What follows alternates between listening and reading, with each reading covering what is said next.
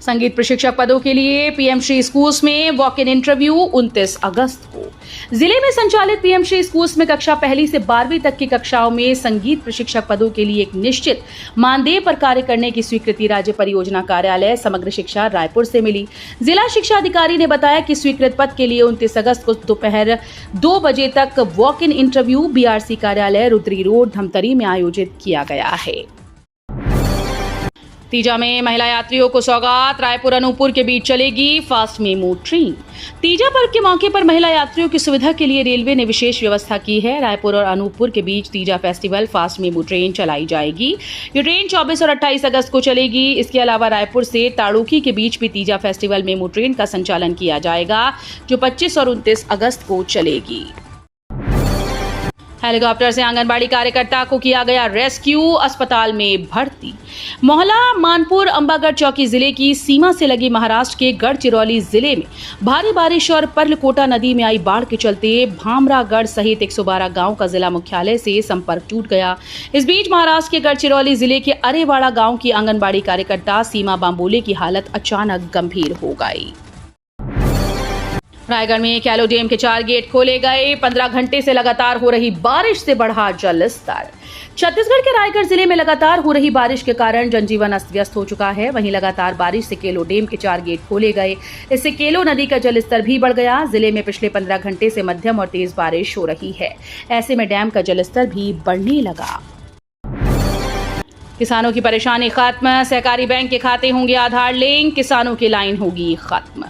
केंद्र सरकार ने बड़ा फैसला लेते हुए राज्यों के सभी सहकारी बैंकों को भारतीय विशिष्ट पहचान प्राधिकरण से लिंक करने का फैसला किया है।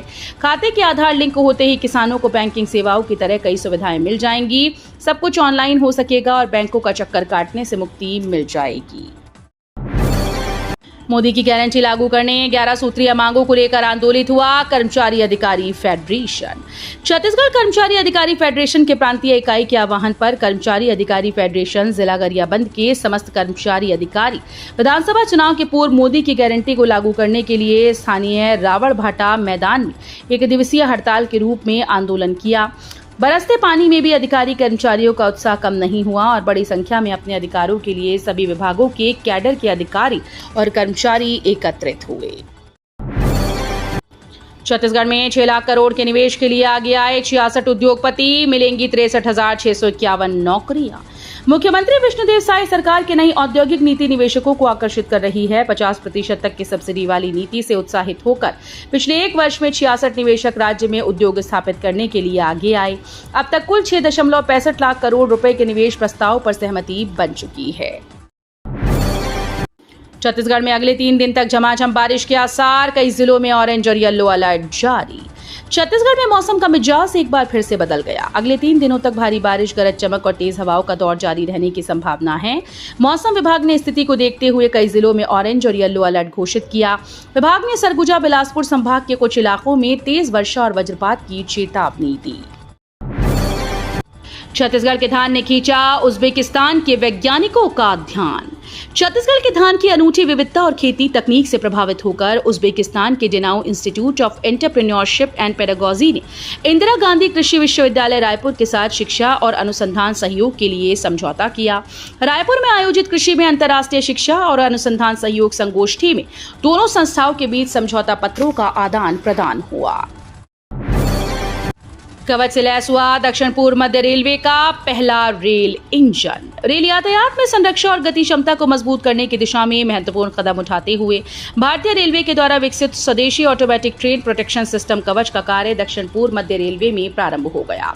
गुरुवार को लोको नंबर 37704 AWAAP 7 को भिलाई स्थित इलेक्ट्रिक लोको शेड में सफलतापूर्वक कवच प्रणाली से लैस किया गया। अरपा भैंसाचार प्रोजेक्ट स्कैम में अपर कलेक्टर राठौर पर कसेगा EOW का शिकंजा। राज्य सरकार ने बिलासपुर के कोटा के पूर्व अनुभागीय अधिकारी राजस्व एवं भू अर्जन अधिकारी रहे कीर्तिमान सिंह राठौर के खिलाफ राज्य आर्थिक अपराध अन्वेषण ब्यूरो को जांच की अनुमति दी है। मामला अरपा भैंसाचार परियोजना में मुआवजा वितरण में घोटाले का है। राठौर वर्तमान में रायपुर कलेक्ट्रेट में अपर कलेक्टर के पद पर कार्यरत है। डिप्टी सीएम साव ने रायपुर जिले के गोबरा नवापारा में 5.3 करोड़ के विकास कार्यों का लोकार्पण और भूमि पूजन किया।